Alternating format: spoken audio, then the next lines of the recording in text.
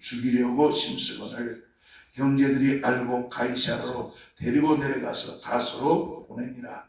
그리하여 온 유대와 갈릴리와 사마리아와 교회가 평안하여 든든히 서가고 주를 경외함과 성령의 위로로 진행하여 수가 더 많아지니라. 그때 베드로가 사방으로 두루 다니다가 룻다에 사는 성도들에게 내려갔더니 거기서 에니야라는 사람을 만나매 그는 중풍병으로 침상에 누운 지 8배라. 베드로가 이르되 에니야야 예수 그리스도께서 너를 낫게 하시니 일어나 내 자리를 정돈하라 한데 곧 일어나니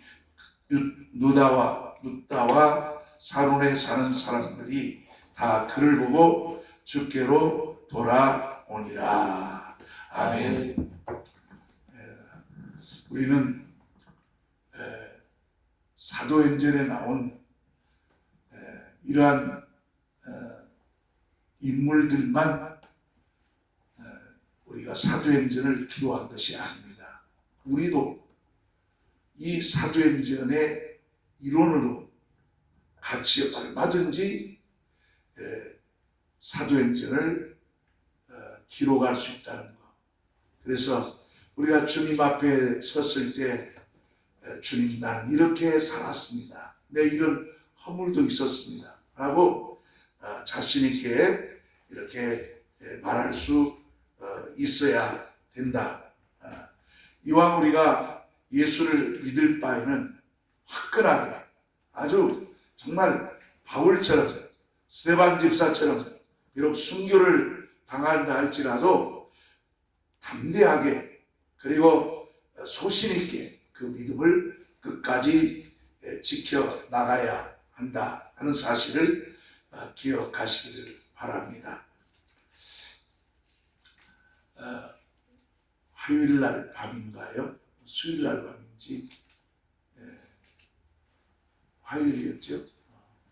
그래서 우리 노중원 전사님이 영화 관람 좀 해야 됩니다.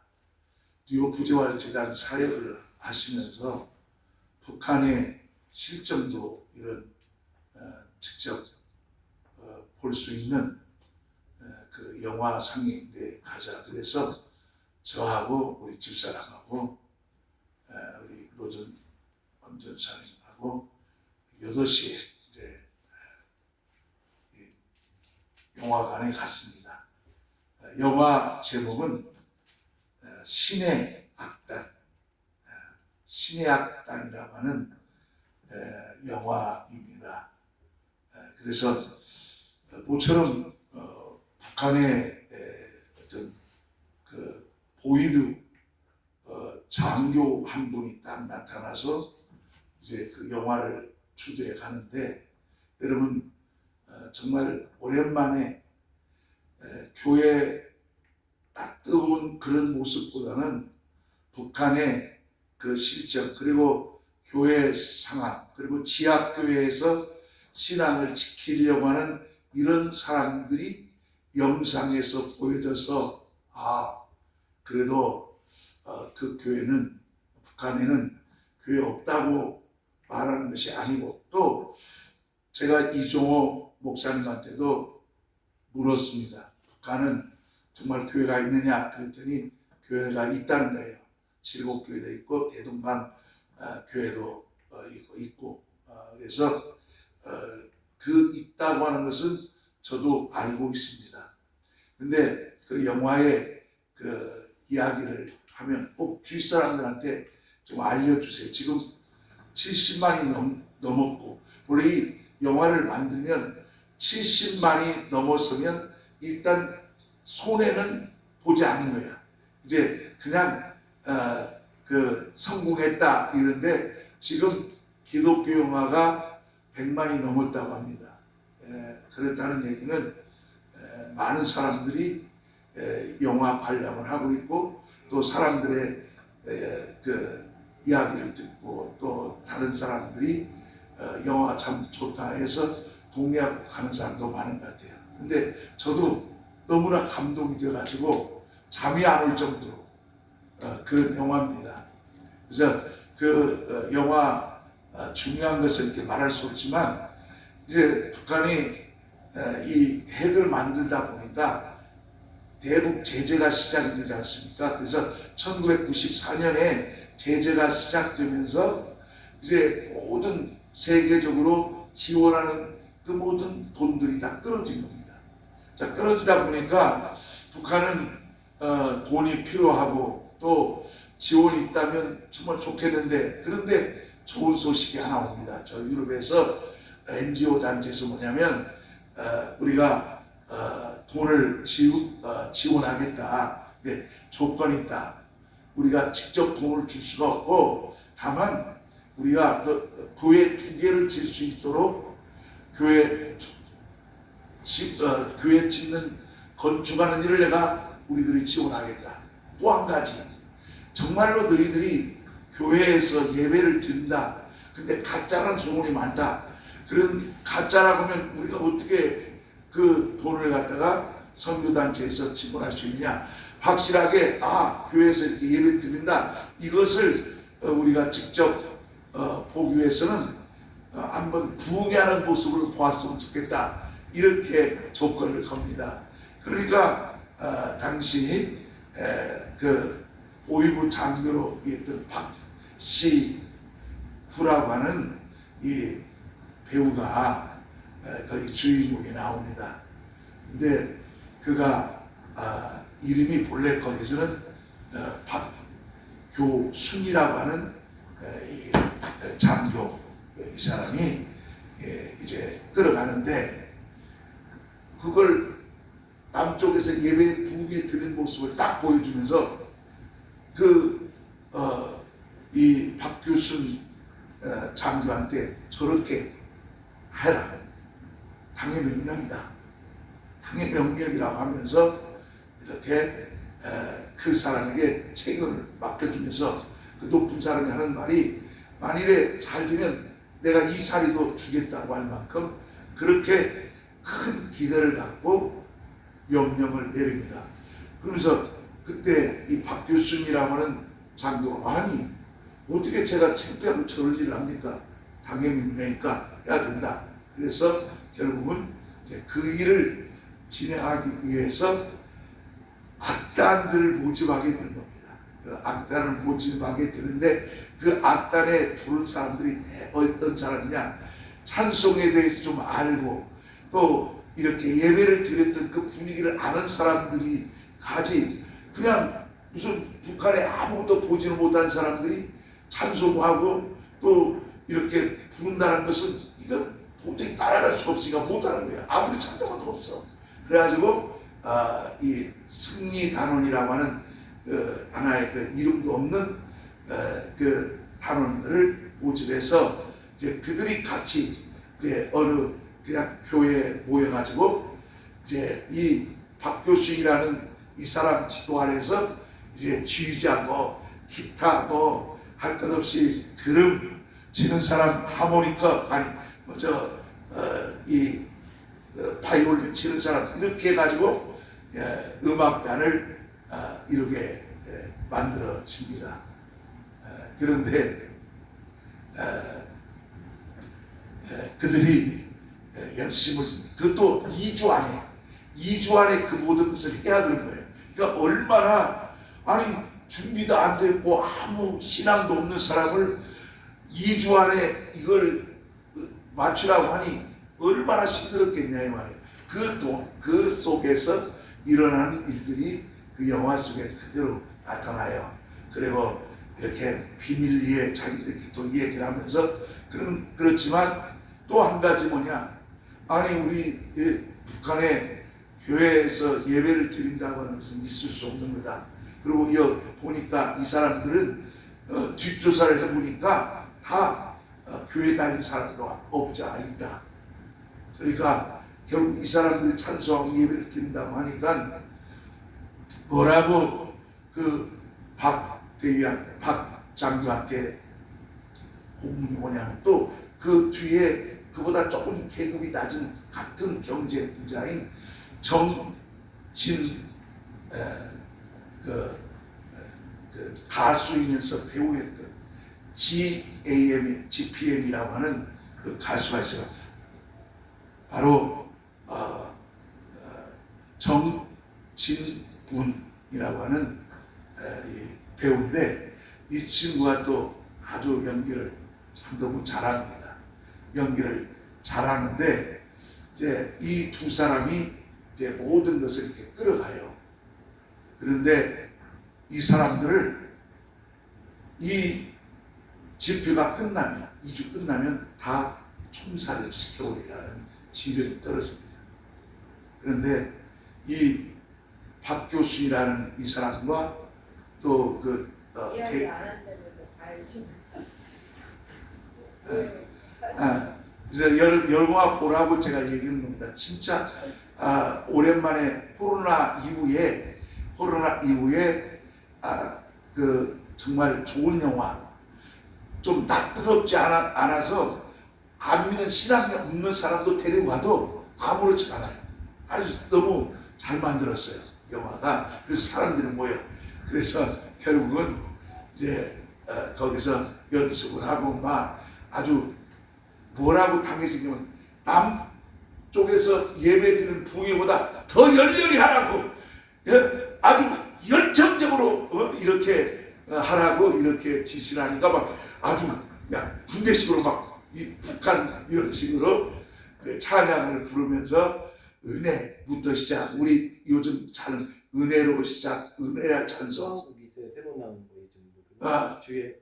그 은혜. 그때 우리 이춘실 집사님이 가르쳤던 그 은혜라고 하는 그 복음성가부터 시작해가지고 한 10곡 정도가 이렇게 다 나옵니다.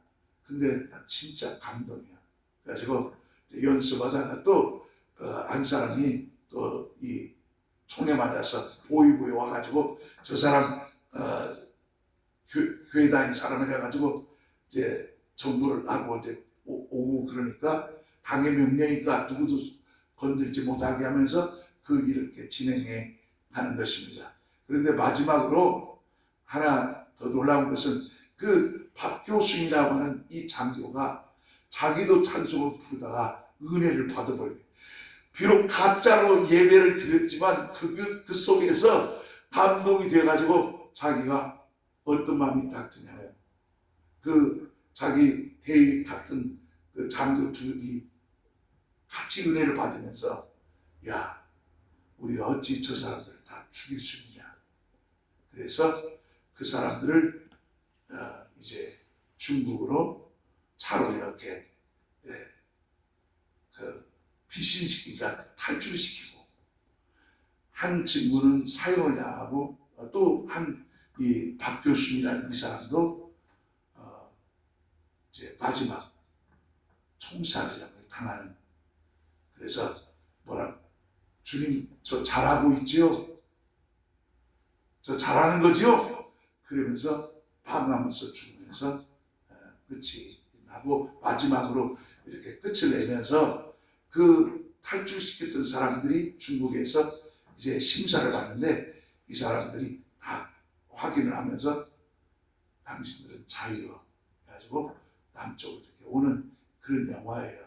근데 이제 일일이 다 그런 이야기들은 다 할 수 없지만, 한번 가족들끼리 주위에 사람들한테 이렇게 좀 여러분들이 전도하는 마음에서 이렇게 가시면, 나이 드신 65세 이상은 반값이고, 또 어린아이들도 이렇게 누구나 부담 없이 갈 수가 있는 것이니까, 여러분들 좀 가는 것을 신의 악단 영화에 이렇게 좀 관람하시면, 난 이런 생각들이에요.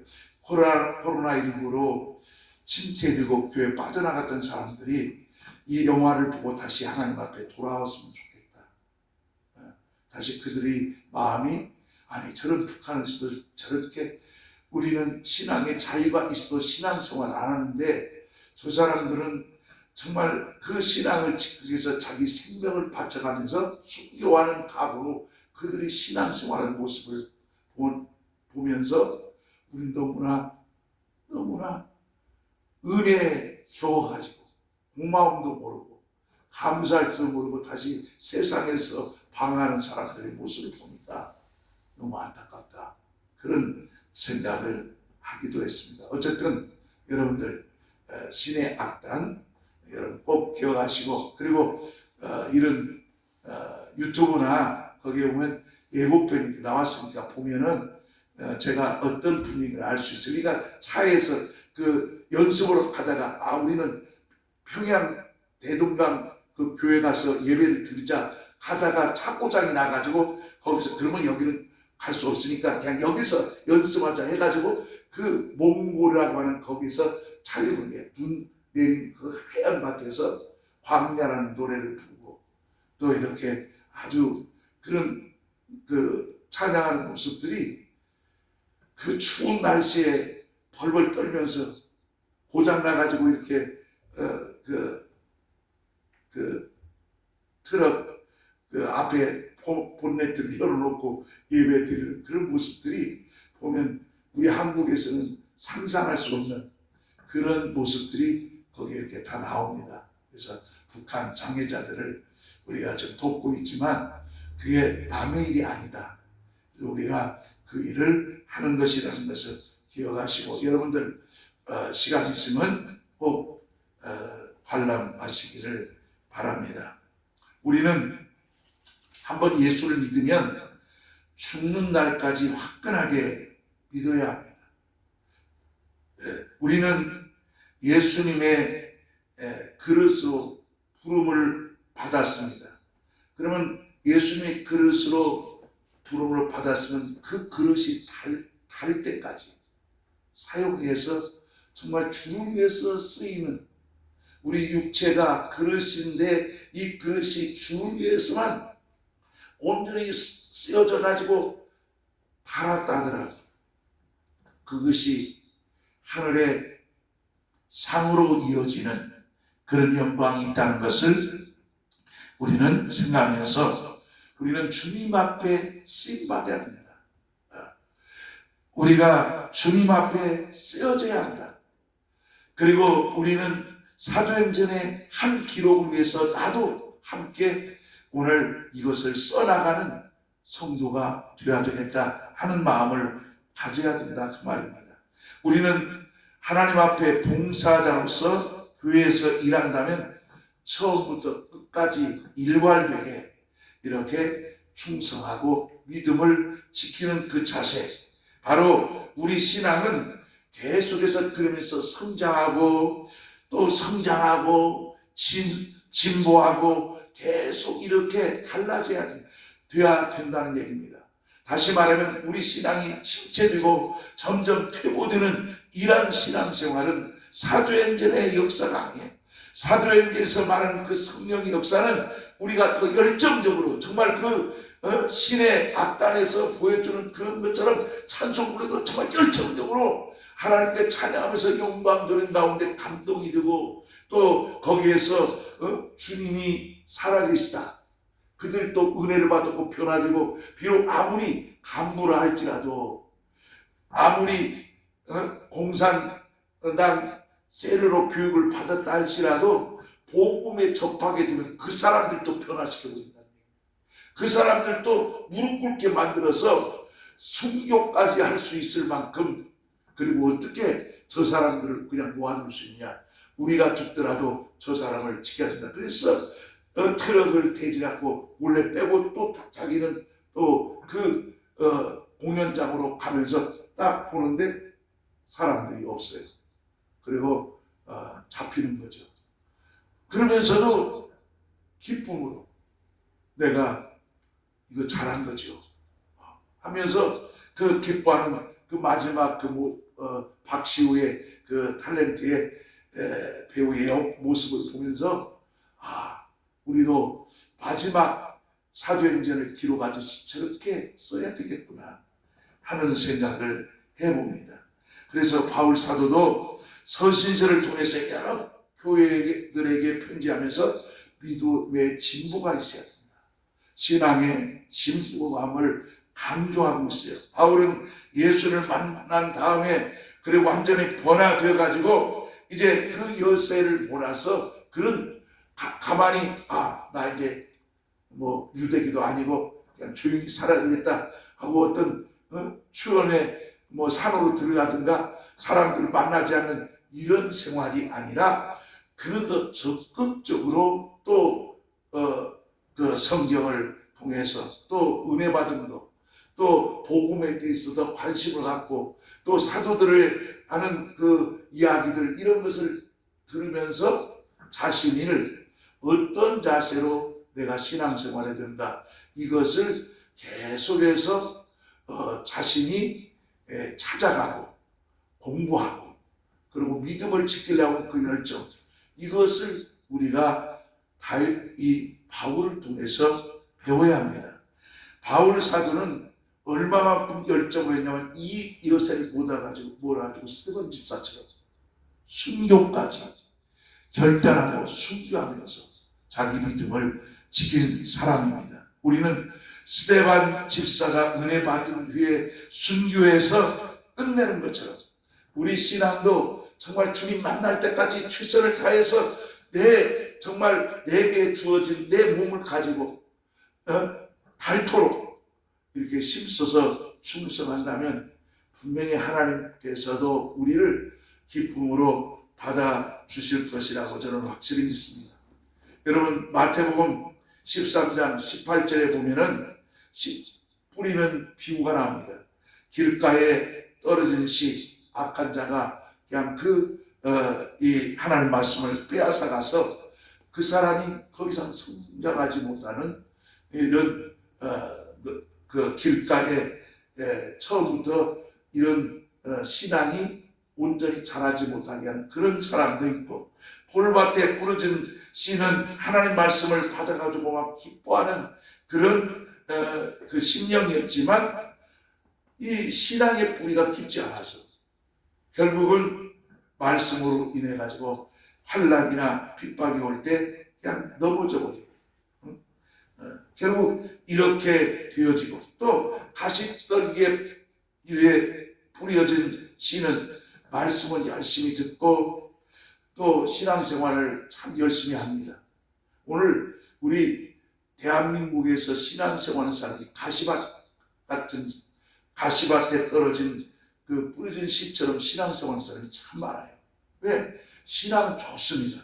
그런데 세상 염려, 세상에 이렇게 그 염려와 돈의 유혹 때문에, 재물의 유혹 때문에 신앙이 성장하지 못하고 결국 이 가시가 뿌려져 가지고 그냥 내 신앙을 잡아먹어 가지고 더 이상 성장하지 못하는 이 가시밭에 뿌려진 씨 같은 사람들, 이렇게 신앙생활하는 사람들이 참 많아요. 옥토에 씨가 뿌려져서 100배, 60배, 30배 이렇게 열매를 거두는 이런 모습이 아니라 그냥 계속해서 신앙생활하다가 또 우리가 가시밭에 떨어진 사람은 신앙 성장이 안 돼. 계속 퇴보해. 열심히 했다가도 또 세상 근심 염려 때문에 다시 뒤로 돌아가고 또 넘어져 버리고 쓰러져 버리고 그 열심히 다니다가 그래서 조금 무슨 일이 있으면 쓰러지고 이게 가시밭에 뿌려진 씨예요. 우리는 이런 신앙에서 벗어나야 됩니다. 도리어 열렬하게 더 적극적으로 하나님 앞에 나가는 그런 믿음을 지켜야 됩니다. 우리 신앙생활에는 사람이 인격이 다 다듬어지는 것보다도 무엇이 더 중요하느냐? 하나님의 바로 관심과 하나님의 사랑을 받는 것이 더 중요합니다. 하나님 앞에 더 직접적으로 내가 하나님의 사랑을 받고 하나님의 은혜를 받아서 열정적으로 신앙생활할 수 있도록 그래야 됩니다. 왜 인격적으로 다듬어진다는 말은 자꾸 도덕적으로 윤리적으로 그냥 구약의 성도처럼 율법주의자처럼 그렇게 신앙생활하면은 남들이 볼 적은 야, 저 사람은 신앙생활이 참 열심히 있다. 참 저 사람처럼 닮아되겠다. 이 사람들은 꼭 불교인들처럼 이렇게 되어버린 거예요. 율법적인 것이 되어버린 거예요. 그런데 더 중요한 것은 우리가 하나님의 관심과 사랑을 받는 것이 더 중요한 이유가 어디에 있느냐? 바로 그래야만이 우리 믿음이 성장할 수 있기 때문에 그런 것입니다. 하나님께서 주목하고 관심을 가진 사람이 바로 누구냐? 바로 이와 같이 주님을 사모하고 주님을 의지하고 그 믿음을 지키기 위해서 열심을 다하고 나가려고 하는 이 사람을 주님께서 붙잡아 주신다 이 말입니다. 인격적으로 다듬으려고 하는 사람은 자기 의를 세우는 거거든요. 자기를 다듬지만 물론 우리 예수 믿는 사람들이 신앙의 인격도 다듬는 것도 좋아요. 그렇게 해야 됩니다. 덕도 세우고. 그렇지만 그것이 전부가 아닙니다. 덕을 세웠다 할지라도 내가 인격적으로 윤리적으로 손색이 없다 할지라도 예수를 믿지 아니하고 예수를 알지 못하면 우리 영혼은 구원받지 못하는 거예요. 그래서 전도서 5장 4절에도 내가 하나님께 서원한 것을 갚기를 더디게 말라. 하나님은 우매자를 기뻐하지 아니하시나니 서원한 것을 갚으라 이렇게 말씀하고 있고 또 시편 15편 4절은 마음에 서는 것은 해로울지라도 변치 않는다 하는 말씀처럼 우리는 하나님과 약속한 것 서원만이 아니야. 나는 이렇게 살겠다. 내가 이런 믿음의 생활을 하겠다. 이렇게 약속을 했으면 그건 이미 서원한 거예요. 그렇게 지켜서 올해 새해 내가 주의를 철저하게 지켜야 되겠다. 우리 지금 여기 나온 사람들 여기 허락돼 다 11조하고 나 올해 11조 해야 되겠다. 11조 생활을 하겠다. 이런 마음을 합니다. 올해는 하나님 앞에 열심히 교회를 봉사하고 충성을 하겠다. 이런 마음을 이미 약속을 했단 말이에요. 다짐했어요. 그러면 마음에 다짐했어도 이미 그것은 하나님의 약속이에요. 고백 안 했다 할지라도 이미 자기가 그런 마음을 가졌다면 우리는 그렇게 따라야 합니다. 그렇기 때문에 주일 성수도 철저히 하고 11조 생활도 열심히 하고 또 봉사 생활도 열심히 했는데 그걸 어떠냐? 하다가 그만둔 게 아니야. 끝까지. 우리 주님 만날 그때까지 우리 믿음을 지키고 또 똑같이 그런 믿음을 지켜나갈 수 있도록 우리 자신들을 지켜나가야 된다 이 말입니다. 영원하신 하나님은 요한계시록 22장 13절에 나는 알파와 오메가의 처음과 나중이요 시작과 끝이라 이렇게 말씀을 했어요. 하나님께서는 변함이 없으시다는 거죠. 우리에게 강조하신 이유가 뭡니까? 바로 우리가 받은 믿음과 구원 그리고 이 역사는 변함이 없어야 주님께서 그 믿음을 인정하시고 붙들어 주신다 이 말이에요. 그 믿음을 하나님께서 인정하신다 이 말입니다. 오늘 이 교회 안에 에베소 교회는 바울이 목회를 했고 바울이 또 가르쳐서 거기에서 디모데도 나오고 훌륭한 믿음의 사람들이 이 에베소 교회에 많이 나왔습니다. 근데 요한계시록 2장은 에베소 교회는 아주 에베소 교회 안에는 누가 있었냐? 니골라라는 집사도 있었습니다. 니골라 집사는 어떤 사람입니까? 안디옥에서 온 사람입니다. 안디옥은 헬라 사람들, 이방들이 사는 유대인들이 아닙니다. 그런데 이 니골라 집사는 이 7집사 유일하게 예루살렘 교회 다 유대인들이었는데 이방인 가운데는 바로 니골라가 유일했어요. 그래서 이 사람은 같이 스데반 집사, 빌립 집사뿐만 아니라 같이 안수를 받았습니다. 자, 그래서 예루살렘 교회 안수 집사가 되었지요. 그런데 핍박이 오니까 이 역시도 이 니골라도 이제 아시아로 흩어졌다가 에베소 교회에서 신앙생활을 한 거예요. 근데 에베소 교회는 에베소 교회 2장 6절에 보면 이렇게 말합니다. 요한계시록 2장 6절에 오직 내게 이것이 있으니 내가 니골라당의 행위를 미워하는도다. 나도 이것을 비하하는도다. 하나님이 가장 싫어하는 것이 뭐냐? 당 짓는 거예요. 교회 안에 당은 있을 수가 없어요. 무슨 당원 모집하고 당원을 한다. 이것 자체가 있을 수 없는 거예요. 이건 니골라예요. 니골라 집사예요. 그래서 주님 뭐라고 그러냐? 니골라 당의 행위를 미워한다. 너희들이 이렇게 행위를 미워하는 것처럼 나도 미워한다. 이건 주님이 가장 살짝 이해한 것 같지만 하나님께서 우리가 이 입장을 개용한다 뭐냐? 싫어한다. 하나님이 가장 싫어하는 게 뭐냐? 당 찢는 거예요. 교회 안에 당을 찢는 것은 모르니까 그런 겁니다. 그래서 광야로 광장으로 자꾸 나가는데 이런 니골라 집사 같은 사람은 이 에베소 교회에서는 이 에베소 교인들이 인정을 안 했어요. 회절했어요. 당신 그러면 안 돼. 이게 또 에베소 교회입니다. 그 당을 지려고 할 때. 그래서 에베소 교회는 칭찬받을 만이 많았어요. 행위, 수고, 인내. 그리고 악한 자가 나타났다면 그 악한 자를 용납하지 않고, 특히 무엇보다도 거짓 선자들이 딱 나타날 때는 말씀으로 이 바울 선생의 훈련을 잘 받아가지고 성경에서 이게 잘못된 것을 다 먹게 잘라냈어요. 그런 면에서는 에베소 교회가 정말로 인정받는 교회였어요. 근데 뭐라고 했냐? 내가 이것은 다 잘하는데 한 가지 부족한 것이 있다. 그것은 바로 뭐냐? 너희 처음 사랑을 버렸다. 예수님의 그 첫사랑을 버려버린 겁니다. 우리가 예수를 만나서 뜨거웠던 그 열정을 잃어버린 그 자체가 결국은 이것이 하나님에게 볼 적에는 책망 대상이 되는 거예요. 채찍맞고 주님이 우리를 책망하시는 그 말씀 가운데 바로 뭐냐?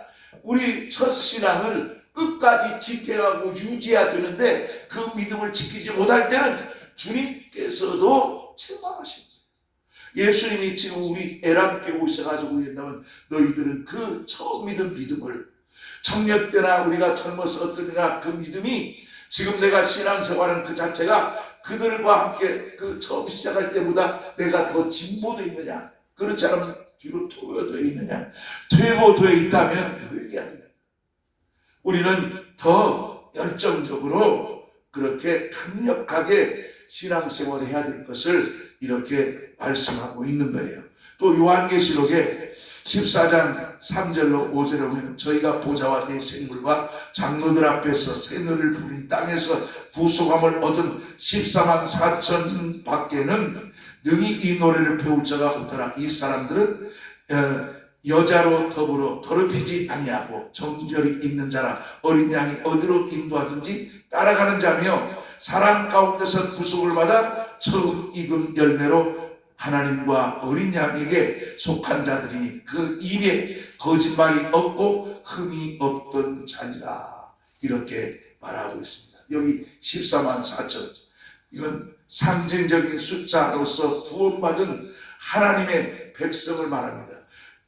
유대인들이 구원받는 14만 4천과 함께 더 나가서는 여기에는 12 곱하기 12 144에다가 1000 완전수, 열정, 그 충만한 수를 기억하면 14만 4천인데 이것은 결국 뭐냐면 하나님께서 택한 백성들은 정말로 하나도 빠짐없이 하나님 앞에 완전하게 구원받고 그들은 하늘나라에 갈 수 있는 영광을 누리게 된다. 그래서 이 신구약 성도들이 구원받은 충만한 수를 이렇게 말씀하고 있는데 과연 우리는 정말 하나님 앞에서 간사하거나 변덕스럽게 자꾸 흔들리는 이런 믿음을